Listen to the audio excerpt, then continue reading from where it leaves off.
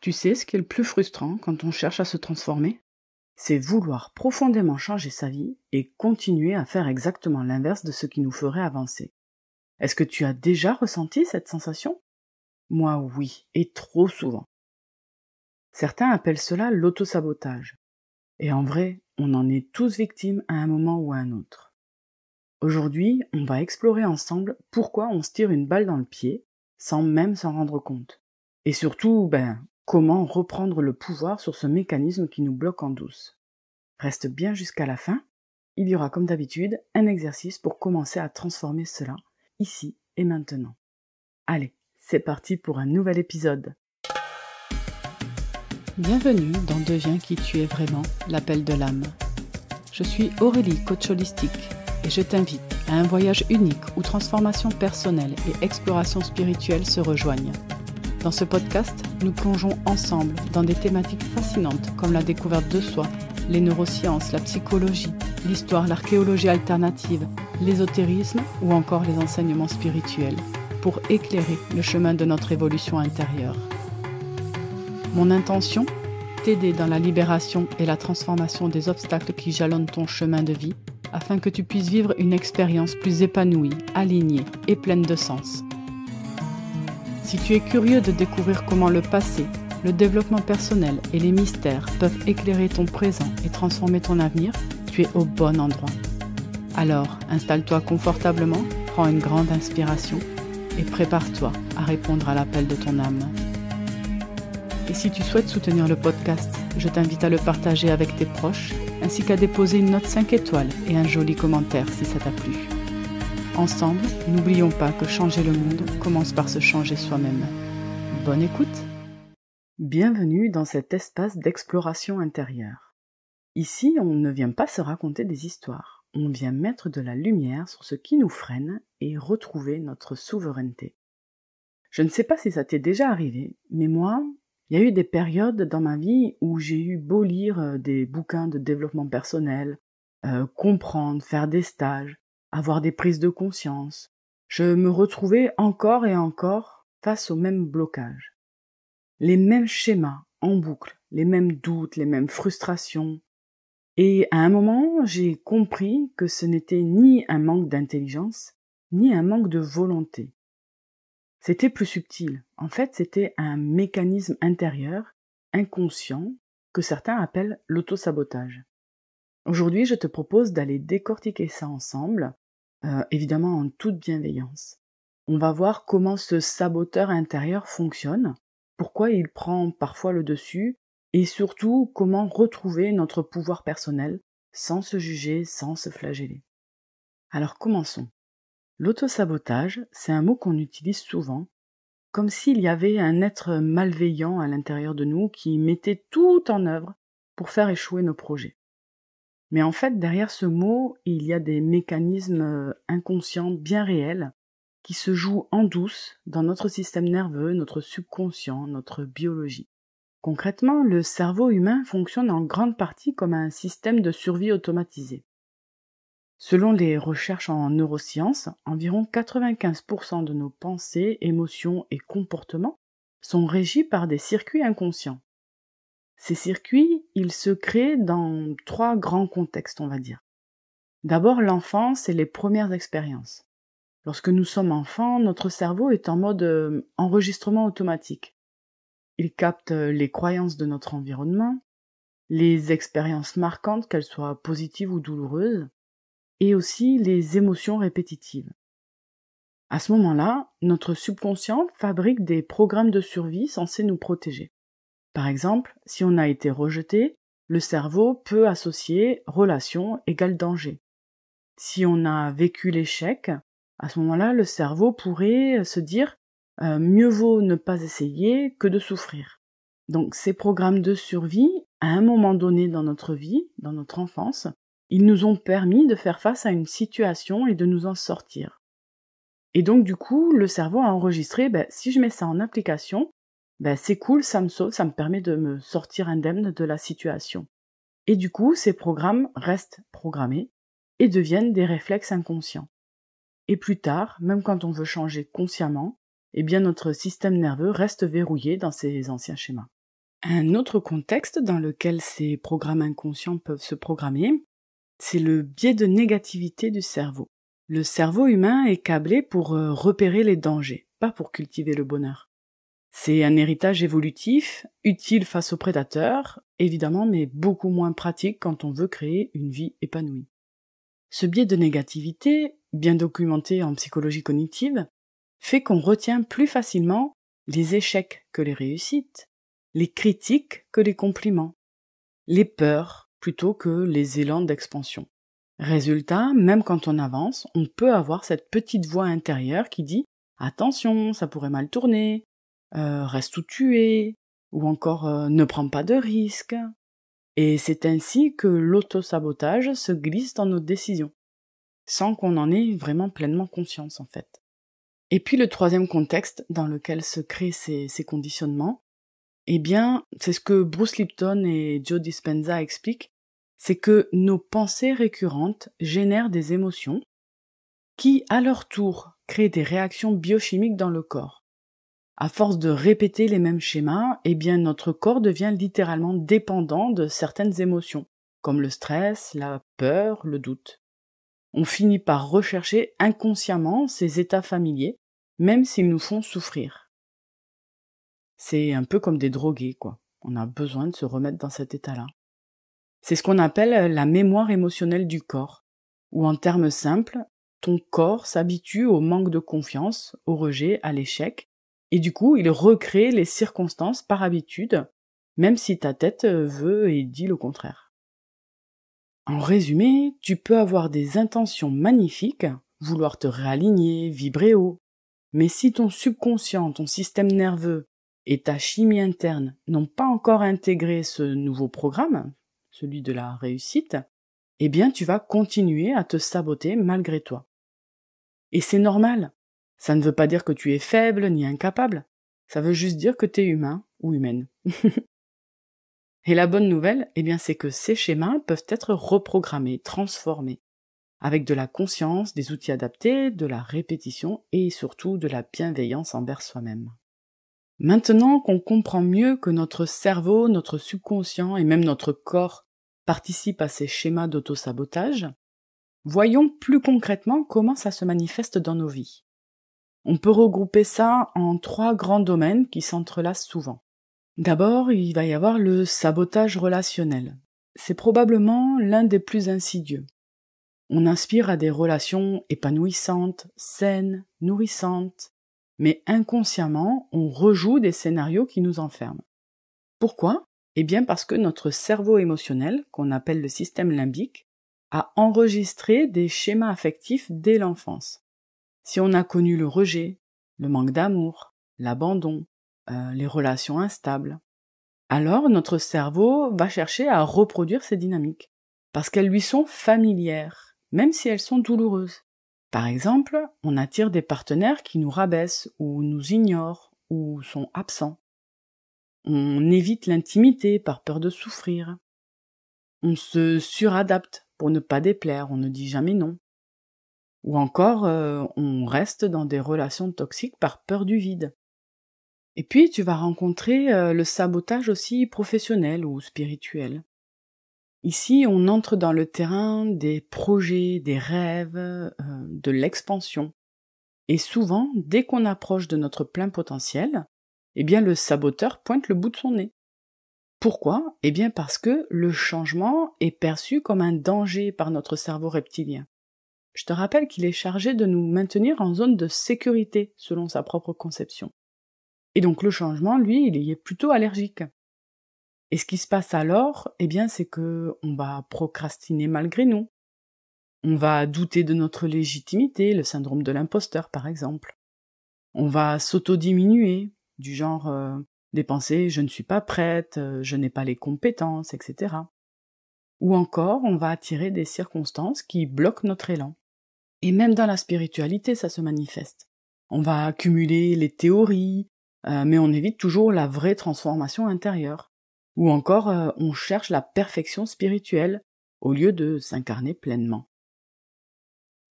Et puis un autre domaine dans lequel on peut voir le sabotage intérieur, c'est dans le cadre du sabotage énergétique. Celui-là, il est plus subtil, mais il agit en profondeur, hein. Notre état énergétique global influence ce qu'on vibre, ce qu'on attire, et notre capacité d'action. D'ailleurs, si tu veux en savoir plus à ce sujet, je t'invite à écouter l'épisode 24, où j'explique les notions de fréquence vibratoire humaine, et puis peut-être aussi celui sur l'intelligence du cœur. Je t'explique là tout ce qui est vibration, fréquence, etc. Tout ce qui est énergétique. Et donc, tu peux capter le sabotage énergétique quand tu t'épuises émotionnellement, quand on reste aussi dans des environnements qui plombent notre vibration, ou encore quand on alimente sans le vouloir des pensées de peur, de manque, de doute. Alors même avec les meilleures intentions, eh bien notre champ vibratoire s'affaiblit, et du coup on retombe dans le mode survie où le saboteur intérieur reprend le dessus. Et donc la bonne nouvelle dans tout ça, eh bien c'est que ces schémas ne sont pas figés. Et ça, la science l'a démontré aussi. La neuroplasticité, qui est bien étudiée par des chercheurs comme Michael Merzenich ou encore Joe Dispenza, prouve que nos circuits neuronaux peuvent évoluer tout au long de notre vie. Et donc, que nos croyances et nos comportements sont malléables avec les bons outils et évidemment en y mettant de la conscience. Et donc, il y a 3 piliers pour reprogrammer le système intérieur. Le premier pilier, ça va être la prise de conscience régulière. C'est-à-dire que tu ne peux pas sortir d'un piège tant que tu n'as pas conscience que tu es pris dans le piège. Dit d'une autre façon, tu ne peux pas transformer ce que tu ignores. Donc, chaque fois que tu observes un schéma d'auto-sabotage, sans te juger évidemment, eh bien tu affaiblis son emprise. Pour te donner un exemple, quand je remarque que je procrastine, et ça m'arrive quand même, hein, eh bien, plutôt que de me blâmer, je respire dans mon bas-ventre et je me questionne. Quel programme est en train de tourner en moi? Qu'est-ce que je souhaite éviter et qui fait que je procrastine? Et à partir de là, eh bien, je vais pouvoir me démasquer, entre guillemets, démasquer ce programme d'auto-sabotage, et du coup, prendre le dessus et dire « Ok, j'ai peur de ci » ou j'ai pas envie de ça parce que ça me fait pas... c'est pas le meilleur truc que je préfère faire. Voilà. Mais au moins, je mets de la conscience sur « Tiens, là, je suis en train de procrastiner, qu'est-ce que ça dit de moi ?» Le deuxième pilier, eh bien, ça va être l'association pensée, émotion, action. C'est-à-dire que pour ancrer un nouveau programme, il faut une pensée alignée, une émotion cohérente et une action, même petite, dans cette direction. Par exemple, quand j'ai envie de cultiver la pensée « je mérite l'amour et la réussite », eh bien, j'ai cette pensée, je me la dis en mantra « je mérite l'amour et la réussite », mais je ressens aussi une émotion d'ouverture, en me connectant par exemple à la gratitude, avec ma respiration, avec la visualisation. Donc là, je vais ressentir l'émotion de gratitude par rapport à « je mérite l'amour et la réussite ». Donc tout ça, je le ressens dans mon corps. Et ensuite, je vais poser un acte concret. Par exemple, je vais envoyer un SMS à quelqu'un que j'aime. Ou je vais créer quelque chose qui me tient à cœur. Donc ça, voilà, c'est le deuxième pilier où il faut tout aligner et ressentir. Et puis le troisième pilier, ça va être la régulation du système nerveux. C'est-à-dire que notre système nerveux doit sentir que le changement est sécure. Parce que s'il sent que si je change, je me retrouve en insécurité, là il va mettre des freins, il va vraiment freiner des cas de fer pour pas amorcer le changement. Et donc pour mettre le système nerveux en état de sécurité, eh bien il y a des outils simples qui aident à ça. Par exemple l'alignement tête-cœur-corps, c'est ce que je t'ai expliqué juste dans le deuxième pilier. Il y a la respiration consciente, il y a le mouvement doux, l'ancrage corporel. Tu peux aussi avoir l'exposition progressive à l'inconfort, quand l'inconfort est sain, évidemment, hein. Et puis, tu peux aussi t'éloigner des environnements toxiques. Donc voilà, l'idée c'est vraiment de mettre le système nerveux en mode sécure, tout va bien. Et donc tout ça, c'est ce qu'on explore en profondeur dans mes accompagnements. On réapprend à ton corps, à ton cœur et à ton esprit à vibrer différemment, de façon alignée à ce qui est juste et important pour toi, dans le respect de ton rythme. N'hésite pas à me contacter si tu veux en savoir plus. Et puis, comme d'habitude, je t'invite à expérimenter les concepts abordés dans cet épisode. Donc, je t'invite à t'installer confortablement dans un endroit calme. N'hésite pas à mettre en pause l'épisode pour prendre le temps de t'installer correctement. Une fois que c'est fait, tu peux fermer les yeux. On va prendre un petit moment pour poser une nouvelle vibration en douceur, sans se juger. D'abord, tu inspires profondément par le nez. Et à l'expiration, tu relâches toutes les tensions. Encore une fois, inspire, ressens l'air entrer dans ton corps. Expire dans la détente et laisse les épaules se détendre. C'est déjà un premier signal que tu envoies à ton système nerveux. Ici et maintenant, c'est sécure. Et à chaque respiration, tu peux entrer un peu plus profondément dans ton calme intérieur. Amène à ton esprit une situation où tu as ressenti que tu t'es saboté. Peut-être un projet que tu repousses, une relation dans laquelle tu t'éteins, un rêve que tu n'oses pas incarner. Juste observe de loin, sans jugement, avec curiosité.